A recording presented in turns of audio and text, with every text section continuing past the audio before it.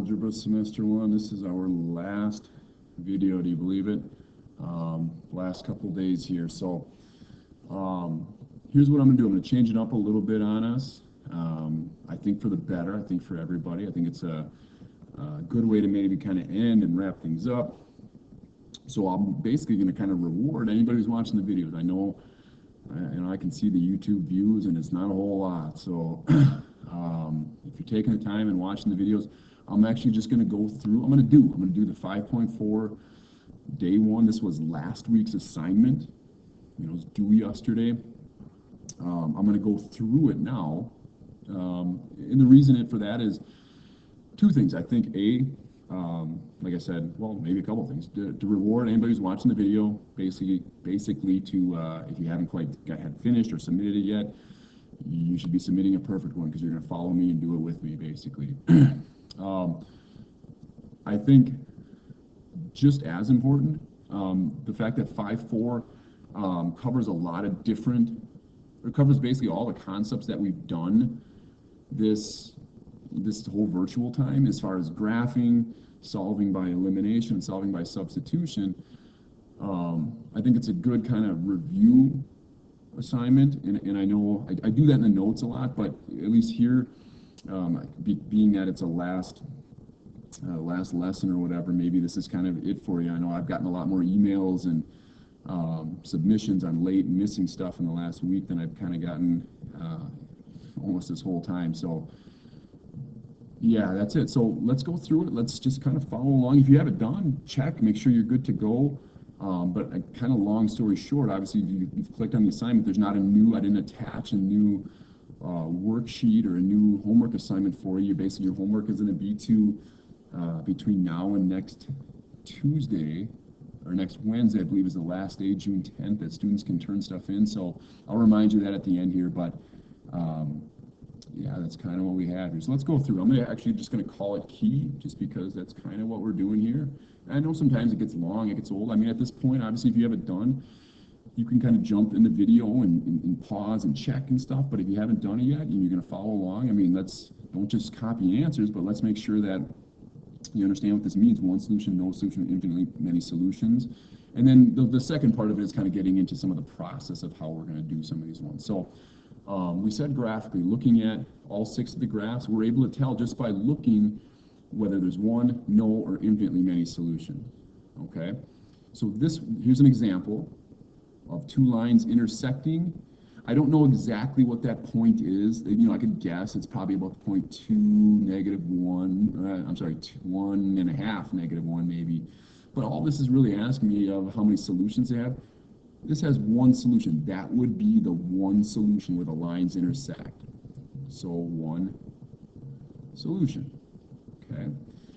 So if that idea that, hey, where the lines intersect, that's the one solution. Here's a kind of the opposite situation of where would these lines intersect? Well, I don't see them intersecting. So that must mean that there is no solution. They don't intersect. Okay, and we're really going to see here now the third one. We're looking at this one saying, well, what the heck's going on here? I only see one line. What do you mean? There's not a parallel line? There's not one crossing it? It's just this one line. Because we were told it was a system, that must mean that there was 2 lines that when they got graphed, they got put right on top of each other, and they were really the same line. So this is that third situation of infinitely, I had trouble spelling this last time too, infinitely many solutions. Okay, so those are the 3 scenarios. Obviously, looking below here, we can go wherever we want and kind of, here's, you're going to see a repeat. As long as you understand that these next 3 should be super easy then, as far as where are these lines intersecting? One spot. Okay, that means they have one solution. Where are these lines, 2 lines intersecting? Really in infinitely many places, like all over this line. That's how you could think about it. They're intersecting everywhere. So that's an example of infinitely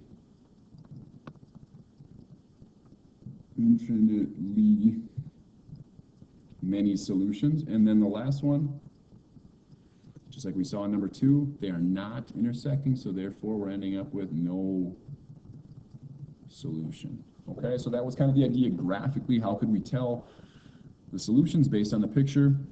Well, there it is right there.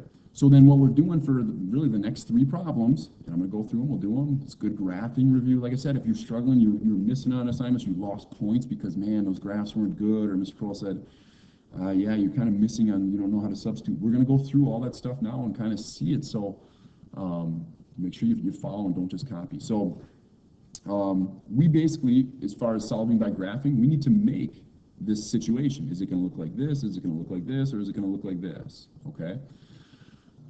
So graphing wise, I think both of these kind of are ones that you got to do a little work from the start. So I'm just going to recopy this first one, 3x minus y equals 6. I need to get this y by itself. To make graphing easy, that's probably the easiest way to do it, is to get the y all by itself. So minus 3x minus 3x. We're left with negative y equals negative 3x positive, so plus 6. And then we'll divide everything by negative 1 to get y equals positive. So it went from negative, so positive 3x, and now it's actually minus 6. So I need to see that. I want to see that because that's the easiest to graph. And I'm not going to rewrite everything here because I think we all know, hopefully at this point, like I say it kind of every week in the notes or whatever, but how would I graph this? I'd start at 0, 1, 2, 3, 4, 5, 6. It's kind of hard to count here. 6, okay? And then, so that's my starting point, negative 6, right? So down 6, and then use this as my slope, 3 over 1. If I want to put the over 1, up 3, up 1, 2, 3, over 1. Up 1, 2, 3, over 1. Over 1. So I end up and finish the graph, like that's what it's going to look like. Oh boy, not my best line, but I think close enough.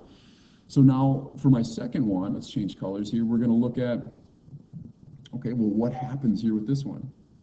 You know, as far as what does this graph end up looking like? Is it going to intersect somewhere? Is it going to be parallel?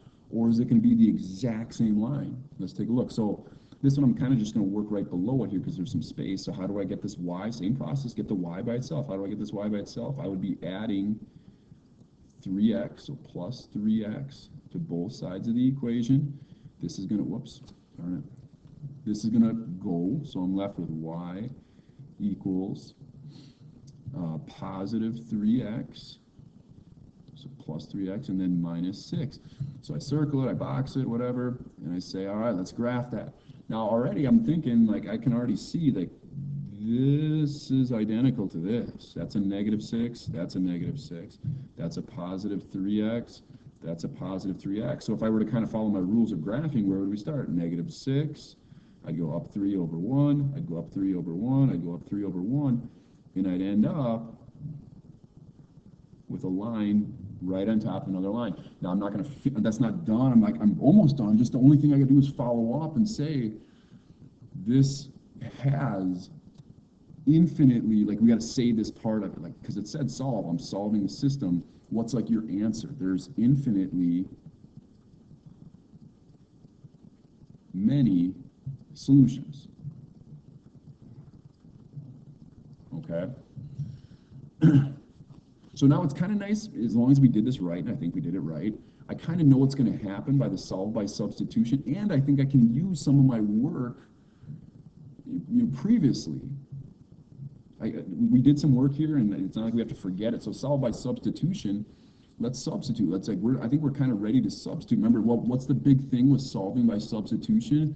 You got 2 different equations, like an x and a y, an x and a y. Because you got 4 variables, you got to get one of the variables by itself, at least one. And in this case, I already have a y by itself and a y by itself. So I'm kind of win-win here. You know what I'm going to do? I'm going to substitute. I'm going to take, so once we have the variable by itself, remember, we can take whatever's on the other side of it and substitute into the other equation wherever I see that y. So here's kind of the first thing I'm writing for my solve by substitution. I'm going to replace this y with this thing right here, 3x minus 6. And then I still copy everything else down that's over here, so equals 3x minus 6. You know, what the heck's going on? 3x minus 6 equals 3x minus 6. Solve that. How would you solve that? I know what I would do. The first thing I'd look to do is get my x's together, and that would involve subtracting a 3x from both sides. Minus 3x, minus 3x, which goes, and I'm left with negative 6 equals negative 6. And that's a point where actually I could stop. If I wanted to go plus 6 on both sides, I could. It's still going to cancel those out, right? But we said, basically, if your variables totally disappear, and we've seen this in other situations, variables totally disappear, you're left with just like a number statement. We got to evaluate it. Is this true or is this false? Does negative 6 equals negative 6? And obviously that's a true statement. So the follow-up is right here. That this means, this indicates, same as before, infinitely many solutions. Okay? So there's kind of there's two different ways to see it. You know, it's like what triggers it. Do you see two identical graphs on top of each other? That triggers infinitely many solutions. Or do I solve it algebraically without seeing the graph, you know, pretend we hadn't done that, and I get to a spot where there's two numbers on both sides or on different sides of the equation, and is it a true statement that also indicates it triggers infinitely many solutions? Okay, so that's different ways that we could see that. Graphing it, where you actually got to make the graph, or solving it algebraically. We said the other nice part about most of these ones is there's no check. You know, if we do get a solution, we're going to check it, but there's not really a number to check for this one. So we kind of we let off the hook a little bit here. So let's look at the next one. Similar process to start. Like right off the bat, I don't know what's going to happen here as far as like, you know, I need to graph these kind of that same process. So what's my process? I'm just going to rewrite it here. X minus y equals 2. Get the y by itself, so I'm going to subtract an x from both sides.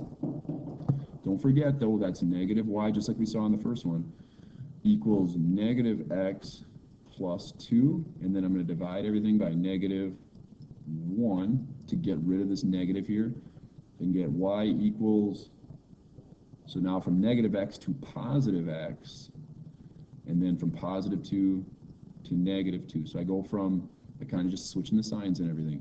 So there's my, I'm ready to graph it. Let's do it. Let's finish this one. Where would I start? Just like before, I'd start at negative 2, right? That's my y-intercept. This one's a little bit tougher to see. Remember, there's a 1 in front there, so 1 over 1, up 1 over 1. Positive 1 slope, so I'm going up 1 over 1, up 1 over 1. And then I just connect it. A little bit nicer of a line there. Okay, it is what it is. You know, it's you graph one. They're just kind of independent problems. So for this one, I'm going to do the same thing. I'm going to get rid of the x term, so add it to both sides to get rid of it on the left. We'll jump underneath here, so now I'm sitting on 2y on the left side of my equation equal to 2x plus 2. And then, just like before, instead of negative 1 to divide by, I need to divide by a positive 2 to cancel to get y equals 2 over 2 cancels, so I'm left with x plus 1. So different, they're not identical, right? I've got y equals x plus 1, y equals, it was originally x minus 2, so not identical, so I'm going to have a different line here. Where do I start? I still start at the y-intercept, which is 1, so now I'm going to start here, but this part's the same. So there's one element of this that's the same. The slope is the same, so up 1 over 1. So the fact that I'm doing this, it's kind of hard to see it there, up 1 over 1. Oh, getting worse. Up 1 over 1, up 1 over 1. That when I go to connect these, I end up with that kind of that second situation that, hey, these lines are never going to cross. If both are going up 1 over 1, up 1 over 1 at the same time, where are they going to intersect? They're not. So this is one that, remember, follow up and actually say, okay, hey, this has no solution. Okay, that's it. That's my answer. Let's review elimination, just as far as the process. What does that look like? So I'm gonna go back to the original here because these are nice for its. I'll explain why. But if I just copy the original, x minus y equals 2. Here's my original, and then here's my other original, negative 2x plus 2y equals 2. So the reason that this one's, I'm going back to the original this time. Not like last time where we substituted. These would, if we were going to substitute, I'd do the same thing where I plug this into right here. But if we're using elimination, this is a method where it's nice to have them kind of lined up above each other, remember? Because we want to add the columns.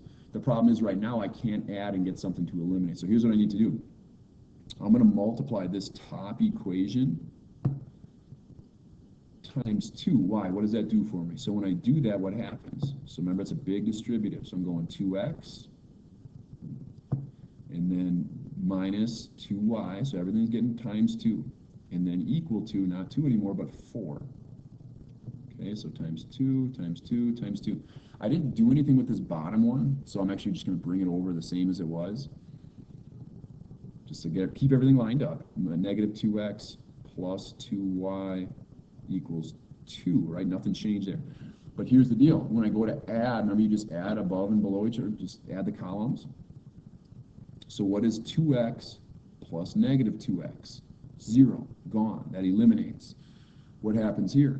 Negative 2 plus 2, again, eliminates. So what's over here on this side of the equation? There's still something there, or I need to at least indicate there's something. 0, like that. There's 0 things over here, okay? Now on the right side, there's something there too. What's 4? I'd add just like we did before. 4 plus 2, these don't eliminate. 4 plus 2 is 6. So similar to the situation above where the x's and y's, the variables disappear, they're gone, but I'm left with a statement right now that I need to evaluate. 0 equals 6. And I think everybody would agree that that's not true. 0 doesn't equal 6. I'd rather have $6, not 0. Those aren't the same thing. So that's what it looks like when there's a situation like this. We already kind of knew what was going to happen based on the graph, that there was going to be a no solution, but this is what it looks like algebraically. If I go to solve it, I get 0 equals 6. That means there's no solution. Okay? And again, no check. Nice. Sweet. One more to go. We're doing all right. 16 minutes. Maybe this will be the shortest video we've ever done. All right, last one. All right, here we go. Just following the pattern. So this is actually the best one for graphing purposes. Why? It's already set up for us that we have a y that's already in the y slope equals slope intercept form. We already have the y by itself. So I'm ready to graph, like right now. Here we go. Let's do it. Where am I going to start? Negative 4.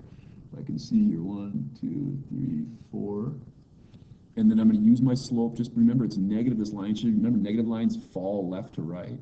If that's something, that's an easy thing to kind of check. So a negative slope means we should be falling here. I'm going to go down 2 over 1. So down 2 over 1, down 2 over 1, down 2 over 1. You can reverse it and go this way. So when I go to graph it, not bad. That's where we end up. Let's do the second one right away. Remember, it always, because we don't necessarily know what's going to happen, so it's just, we got to graph it and see what happens. Another great one as far as how it's written, the y is already by itself. Now be careful here, these are not identical. Y equals, the negative 4s are the same, but there's a negative 2 and a positive 2. Positive slopes do this. So if I've got a negative slope and a positive slope, these are going to intersect somewhere. So let's take a look. Where would I start graphing this? Same as before, negative 4. So 1, 2, 3, 4. But instead of going down 2 over 1, I'm going to go up 2. Let's see, 1, 2 over 1, up 2 over 1, up 2 over 1. So as I go to graph this one, I'm really ending up, and it's a good one to finish with, of that third situation. These lines intersect. I have a solution. My solution looks like 0, like what point are they intersecting? 0, 1, 2, 3, 4. 0, negative 4. What do we say we got to do? When we do get a solution, these are ones we do have to check. Okay? So how do you check it? Let's do the check part of it right here. Plug these in. That's my x coordinate. That's my y coordinate. So I'm plugging it into this first one for the first check right here. So this is going in for y. So I'm going to plug that in right there. Negative 4 equals negative 2. Instead of times x, it's times 0. And then minus 4. So negative 2 times 0 is 0. Those go away. We're left with negative 4 equals negative 4. That's true. That's awesome. We'll take that. That checks out. Let's check the other one right away. I need to plug in this for y. So I'm plugging this into now into this equation right here. Negative 4 equals 2 times, let's see, x equals 0, so 0, and then minus 4. So I end up kind of similarly, 2 times 0 is 0, those eliminate, like this goes away, and negative 4 equals negative 4, checks out. Awesome, I like my solution, it worked, 2 great graphs. Last thing, okay, so again, it's nice now that we know what's going to happen, but still, let's just review substitution. We saw it when there's an infinite solution. Let's see what it looks like with a solution. So remember, to start, the kind of the note is get one variable by itself.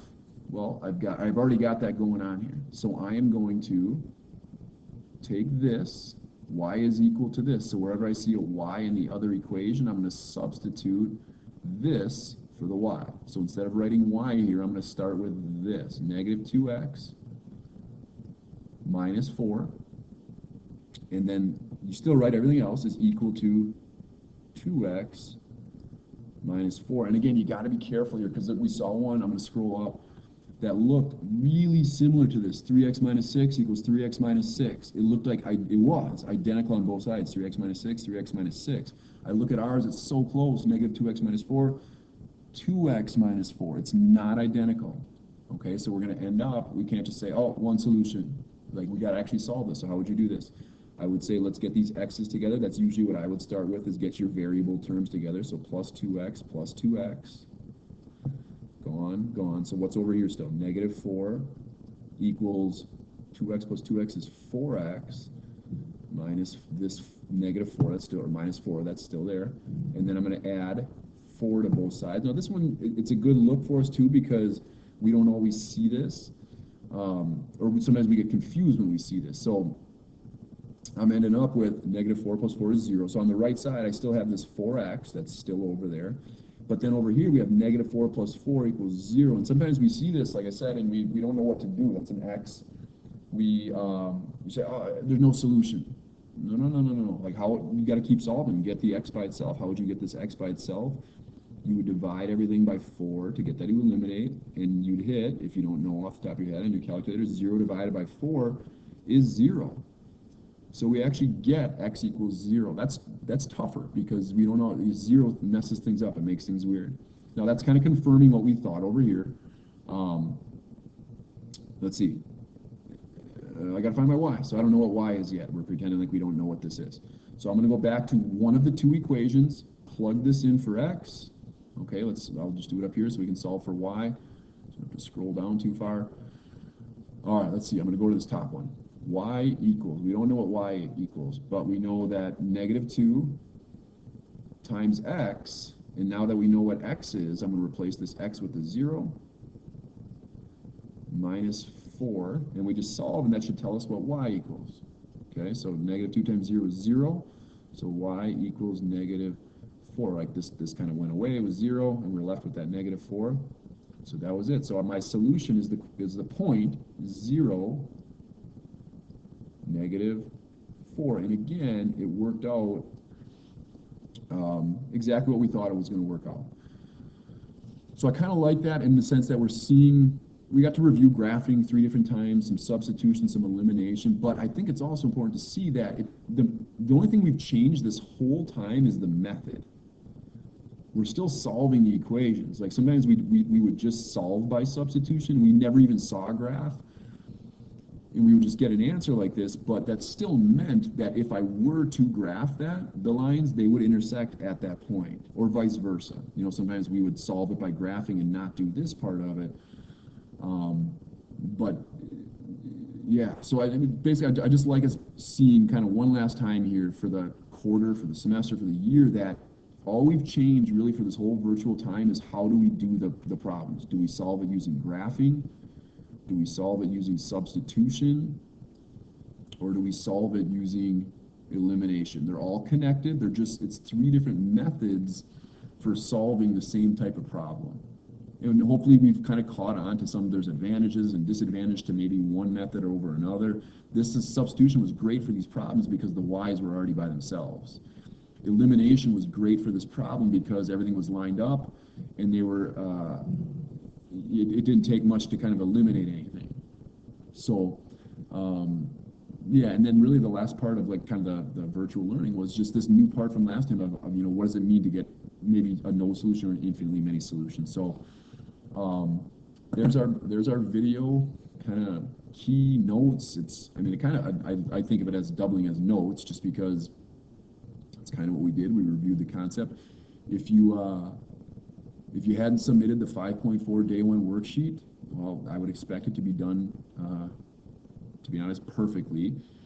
And that would be it. So just last things here while I kind of have you, hopefully watching the video, announcement wise, you have until next Wednesday would be the last day, but don't wait till then. You know, I'm kind of in the same boat as you. I want to be done, start my summer break. I don't want to be next Monday, next Tuesday, next Wednesday, sitting at home with somebody breathing down my neck about get those assignments in, get those assignments in. Like, just get them done.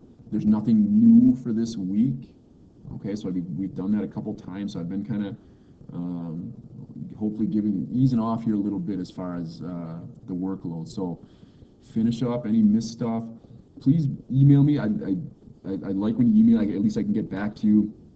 You know, if something's not submitting or whatever. So yeah. So I guess in the end, it's been a good year. It's been an interesting kind of finish to the year. But don't forget all the fun times we had kind of together earlier on in the year and this first semester and third quarter. So it's been fun. If you have something it doesn't even have to be school related. You want to reach out or you got something going on that you think I would think is interesting, let me know. And I'd love to hear from you guys. So that's all I have for you. Have a great summer.